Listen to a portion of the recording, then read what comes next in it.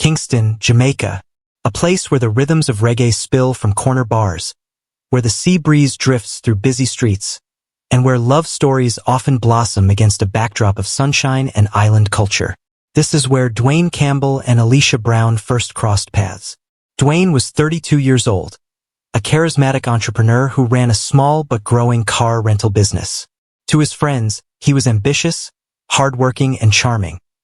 A man who loved to dress sharp, crack jokes, and be the center of attention. To women, he carried that irresistible mix of confidence and danger. Alicia, on the other hand, was 28, a schoolteacher admired for her soft-spoken nature and intelligence. Raised in a tight-knit family in Montego Bay, she carried herself with grace, but she wasn't naive. Friends described her as strong-minded yet forgiving, a woman who always gave people more chances than they deserved. Their worlds collided at a mutual friend's birthday party. Dwayne, dressed in a crisp white linen shirt, noticed Alicia across the room. She wasn't the loudest or the flashiest, but something about her drew him in. By the end of the night, he had her number. The early days of their romance were filled with passion. Dwayne spoiled Alicia with weekend getaways to Negril and Ocho Rios. They laughed, partied, and made promises of forever. But beneath the surface, there were warning signs: jealousy, short tempers, and arguments that sometimes got heated. Alicia's family was cautious. Her mother, in particular, worried that Dwayne's charm masked something darker. But Alicia, blinded by love, defended him. "He just gets carried away sometimes," she would say. "He loves me, that's all." By 2021, their relationship had become serious. Friends on social media would see smiling selfies of the couple at beach resorts, captioned with hashtags like #IslandLove and #ForeverYours. But behind the curated photos, the couple's private life told a different story, one marked by cycles of affection, suspicion, and explosive arguments. Still, when Dwayne surprised Alicia with the idea of an overseas vacation, something neither of them had ever done, she said yes without hesitation. The destination? Morocco, a land of desert sunsets, exotic souks, and promises of romance. For Alicia, it was the trip of a lifetime, a chance to explore a new culture, to strengthen their bond, and maybe, just maybe, to start fresh. For Dwayne, it was more complicated. He wanted to impress her, prove himself, and silence the whispers of doubt from her family. As they booked flights, packed suitcases, and shared their excitement online, neither could have imagined that this trip would end not in photographs and souvenirs, but in blood and tragedy. For most Jamaicans, traveling overseas isn't something taken lightly. It's expensive, complicated, and often reserved for very special occasions. But for Dwayne and Alicia, the idea of Morocco carried a special allure. Why Morocco? Friends later said that Alicia had always been fascinated by its mix of ancient history and vibrant culture. She had spent hours scrolling through Instagram posts of Marrakesh's bustling souks, the Sahara Desert's golden dunes, and the iconic blue streets of Chefchaouen. To her, Morocco wasn't just another destination, it was a dream. Dwayne, on the other hand, was more pragmatic. He wanted to do something grand, something that would outshine every other man who had come before him in Alicia's life. A trip like this, he believed, would prove that he could give her the world. In early spring, they booked their tickets. Kingston to Casablanca, Casablanca to Marrakesh. It was their first international trip together, and they approached it with excitement and a touch of nerves. Alicia bought new dresses, perfect for photos beneath desert skies. Dwayne splurged on designer sunglasses and a leather travel bag. On Facebook, Alicia posted a status the night before departure. "Sparkles, dreams do come true. Morocco, here we come. Sparkles." Her friends filled the comments with hearts and fire emojis. "Girl, you lucky," one wrote. "Bring me back something from the desert," another teased. But her mother wasn't as thrilled. In an interview later, she admitted she had felt uneasy. "Something inside me, I don't know. I just had a bad feeling." Alicia brushed it off and told me I worry too much. But a mother knows. When their plane touched down in Casablanca, the couple was awestruck. Morocco was unlike anything they had ever experienced. The air smelled of spices and smoke, and the streets were alive with a hum of voices in Arabic, French, and Berber. Their first stop was Marrakesh, where they checked into a riad, an old, traditional Moroccan house turned guest hotel, with mosaic tiles, carved wooden doors, and a courtyard filled with orange trees. To Alicia, it was breathtaking. They spent their days wandering the souks, bargaining with vendors for lanterns and leather goods, and sipping mint tea on rooftop cafes overlooking the city. At night, they explored Jima El Fna, the famous square alive with snake charmers, street food stalls, and drummers pounding out rhythms that echoed into the night. On the surface, they looked like the perfect couple, laughing, taking selfies, holding hands. To the outside world, they were living a dream. But to those who watched closely, the hotel staff, the tour guides, there were cracks. A disagreement in the courtyard over directions. An icy silence at breakfast the next morning. Moments where Alicia seemed withdrawn, while Dwayne appeared frustrated. Nothing explosive, nothing obvious, but enough to hint that the Moroccan dream was not as perfect as it seemed. After a few days in Marrakesh, they planned the highlight of their trip. A guided excursion into the Sahara Desert. Camel rides, a night under the stars, and dinner by a fire in a desert camp. It was supposed to be the ultimate romantic gesture. A chance to leave behind the noise of the city and reconnect with each other in the vast silence of the dunes. Alicia was thrilled. Dwayne was determined. But what neither of them knew was that the desert, with its endless silence and isolating vastness, would not bring them closer. It would push them to the breaking point. At first glance, Dwayne and Alicia's Moroccan adventure seemed like something pulled from a travel magazine. Their phones filled with photos. Alicia in a flowing white dress against the terracotta walls of Marrakesh. Dwayne posing beside ancient doors carved with Arabic calligraphy. To friends back home, it looked perfect. But perfection has a way of hiding fractures. Hotel staff at their riad later recalled the couple arguing late at night. It wasn't every evening, but when it happened, it was loud enough to draw attention. One worker remembered Alicia's voice, pleading, followed by Dwayne's sharp tone, quick and angry. They fight, then they laugh like nothing happened. A receptionist would later tell police.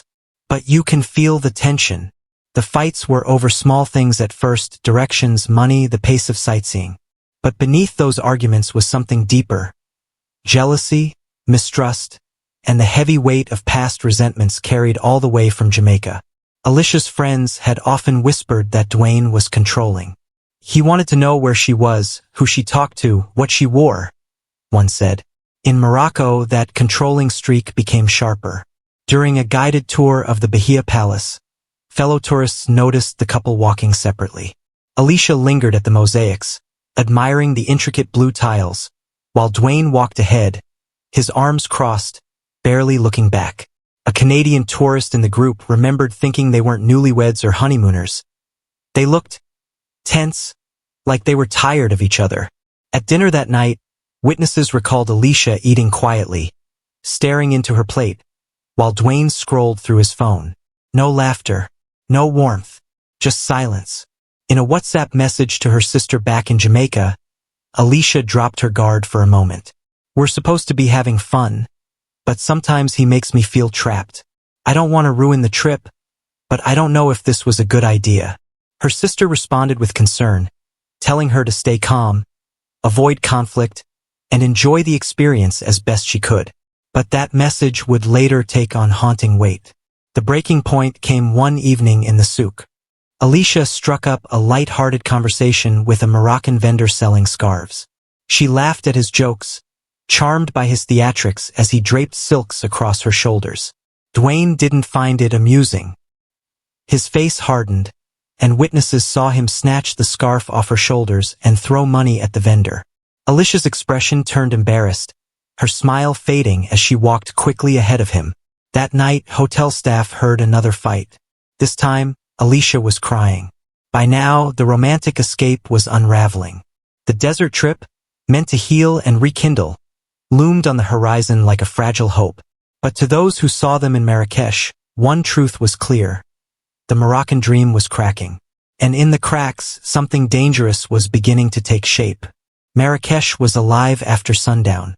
The narrow streets of the Medina glowed with lanterns, and the air carried the smoky scent of grilled meats, cinnamon, and orange blossoms. Jima El Fna, the great square at the city's heart, was a circus of fire-breathers, snake charmers, and storytellers who drew eager crowds beneath the stars. For most travelers, nights in Marrakesh were unforgettable. For Alicia and Dwayne, they became a stage for their unraveling. One evening, they dined at a rooftop restaurant overlooking the square. The table was set romantically, candlelight flickering against brass lanterns, the call to prayer echoing faintly in the distance. But instead of romance, tension filled the air. A waiter recalled that Dwayne grew irritated when Alicia took too long choosing from the menu. She wanted tagine, the waiter remembered. He said, always slow, always wasting time. His voice was sharp. She went quiet. Throughout the meal, Dwayne drank heavily, something he had started doing more often since arriving. Though alcohol was restricted in Morocco, he always found a way to order wine or whiskey at tourist restaurants. By the end of dinner, Alicia barely touched her food. Dwayne leaned back, glaring. You don't appreciate nothing I do for you, he snapped, loud enough for nearby diners to turn their heads. Alicia's eyes glistened. She whispered something under her breath, then excused herself, disappearing into the bathroom. When she returned, her makeup was smudged, her expression blank. Later that night, they wandered back through Jima El Fna. The square was buzzing, drums pounding as dancers spun for tourists, but their fight followed them into the crowd. A shopkeeper later told police he heard Dwayne's voice rise. You think I don't see how you look at other men? He accused. Alicia tried to quiet him, saying, please, not here. People are watching. But he didn't care. He grabbed her arm, pulling her away from the crowd. A couple nearby British honeymooners watched uneasily. It was aggressive, they said later. She looked embarrassed, almost scared. Back at their riad, the argument escalated. The manager on duty recalled hearing a door slam, followed by muffled shouting. Then silence. The next morning, Alicia appeared at breakfast alone. She wore sunglasses though the courtyard was shaded, and she barely ate. When the staff asked if Dwayne was joining, she forced a smile. He's sleeping. But one of the attendants noticed faint swelling around her lip, as if she'd been hit. That night, Alicia reached out to her best friend in Jamaica. We fight every day here. I just wanted a break. But it feels worse. I don't want to ruin the trip. I'll tell you everything when I get back. It was the last message she would ever send. Despite the growing cracks, the couple pressed on with their itinerary. They had already booked the desert excursion, 2 days and 1 night under the Sahara stars. It was supposed to be the trip's grand highlight, a romantic climax to their Moroccan adventure. But instead, it would become the point of no return. The road to the Sahara was long, winding through mountain passes, dusty villages, and stretches of barren land that seemed to swallow the horizon. For tourists, the journey was a dream. For Alicia and Dwayne, it was a test. They boarded a van with a group of other travelers. The guide, a cheerful man in his 30s named Youssef, tried to keep the mood light with jokes and local stories. But between Alicia and Dwayne, silence hung heavy. Alicia sat by the window, her head leaning against the glass, watching olive groves and ancient kasbahs pass by. Dwayne sat stiff beside her, scrolling on his phone, his jaw tight. The other tourists sensed it. They didn't talk to each other much, one German traveler later recalled. When they did, it was short, cold. By late afternoon, the van stopped at the edge of the desert. Camels waited, swaying gently under the fading sun. For most, this was the highlight. Climbing onto a camel and trekking into the dunes as the sky turned gold. Alicia tried to smile, snapping photos of the vast expanse, but Dwayne's expression stayed flat, impatient. At one point, Alicia's camel slowed, falling behind the group. She laughed nervously, asking Dwayne to wait.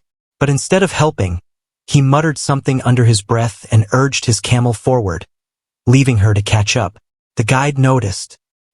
He was not kind to her, Youssef later told investigators. She looked embarrassed, but she hid it with a smile. That night, they reached the desert camp.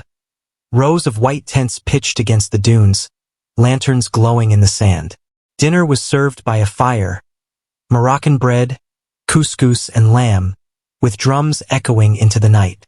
The other travelers laughed and clapped along with the music, but Alicia and Dwayne sat apart. He drank heavily from a flask he had carried, ignoring the tea offered by the hosts. Alicia picked at her food, her eyes downcast. Later, some guests gathered outside, lying on blankets to watch the stars. Alicia joined them briefly, marveling at the endless sky. For a moment she looked peaceful. But when Dwayne came out of their tent, his voice cut through the calm. "Come inside," he ordered. His tone wasn't a request, it was a command. Reluctantly, Alicia stood, apologizing softly to the others, and followed him back into the tent. One tourist remembered exchanging looks with her husband. We both felt something was wrong. The way he spoke to her, it wasn't love. It was control. Inside their tent, the fight began. Locals nearby heard muffled voices rising, then the sound of something heavy hitting the ground. No one intervened. In Morocco, it wasn't uncommon for couples to argue in private. But this was different, longer, harsher, and filled with a kind of edge that left those who overheard unsettled. By morning, only one of them would walk out of that tent alive. The desert has a way of stripping people down to their rawest selves. At night, the Sahara was quiet, so quiet that every whispered word, every breath, seemed amplified beneath the stars. Inside their private tent, Alicia and Dwayne's simmering tension finally boiled over. Started small. Alicia wanted to call her sister back in Jamaica, just to let her know she was safe. Dwayne snapped that she didn't need to be checking in like a little girl. She reminded him that her family worried about her.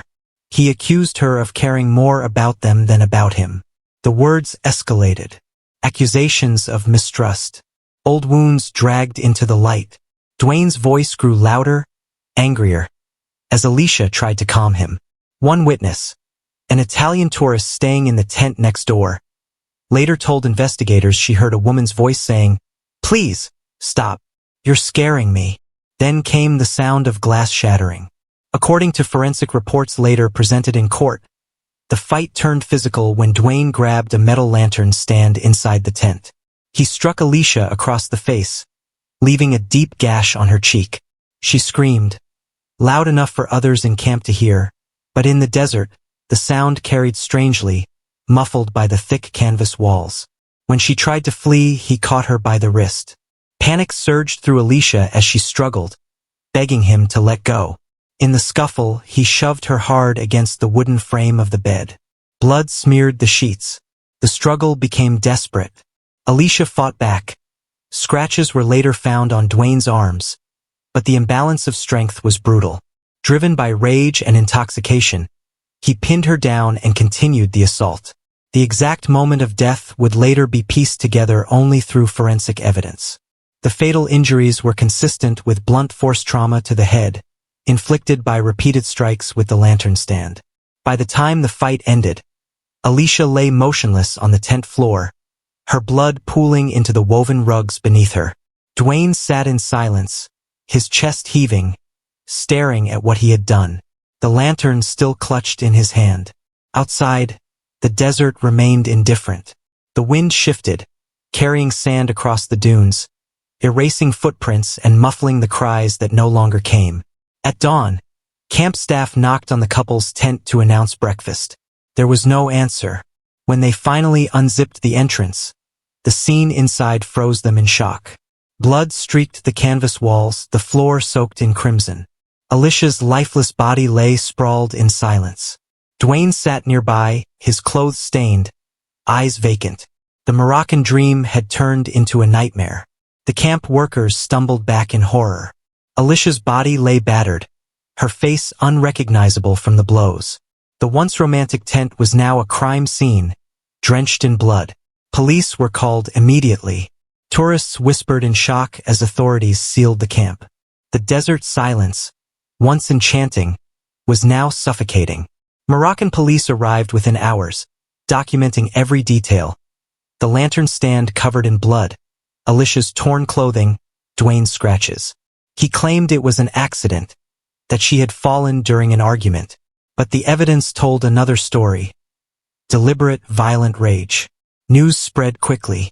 Jamaican tourist killed in Morocco desert camp. In Jamaica, Alicia's family collapsed in grief. Her mother's worst fears had come true. On social media, her last smiling photos were flooded with heartbreaking comments. The trial in Marrakesh drew worldwide attention.